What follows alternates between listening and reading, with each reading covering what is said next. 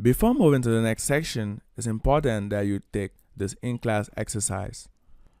You shall create models using the dataset from this GitHub repo to predict types of clothing.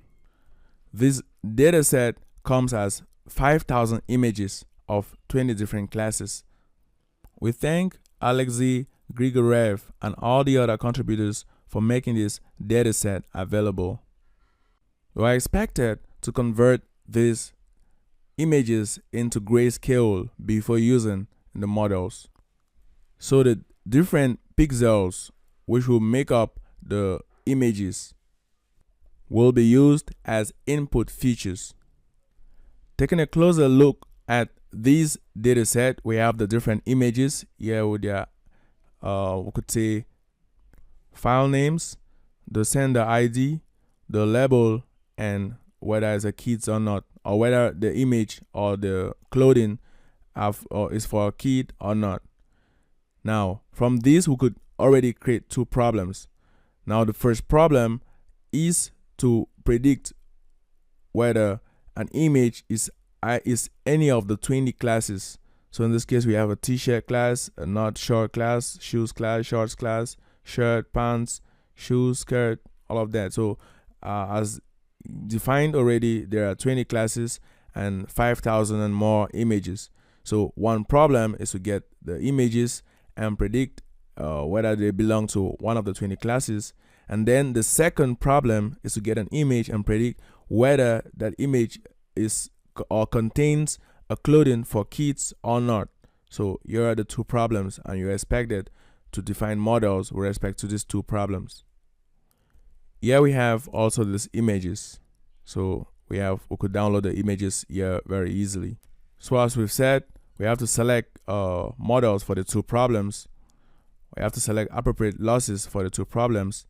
We have to train the two models after breaking the dataset into train, validation, and test. And then for at least one of the models, we have to calculate the accuracy F1 score and plot the ROC.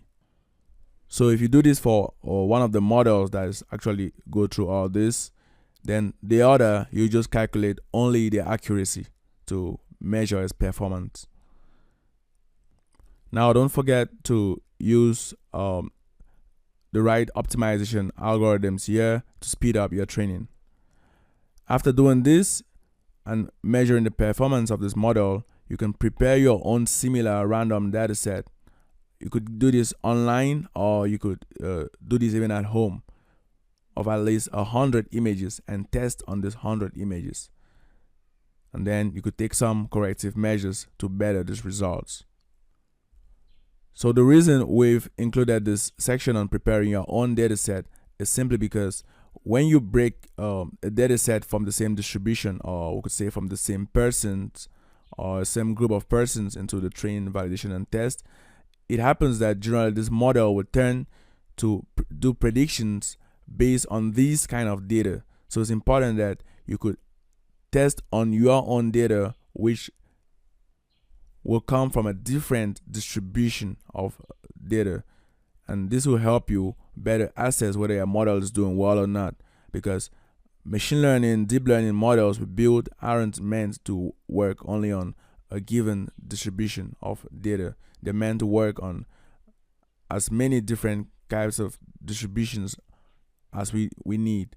So it's important that you do this step, that's gather as much data as possible. So you could even do 1,000 images or even 10,000 images, but at least 100 images will be good for the testing. So before continuing, make sure you do this in-class exercise. All the best.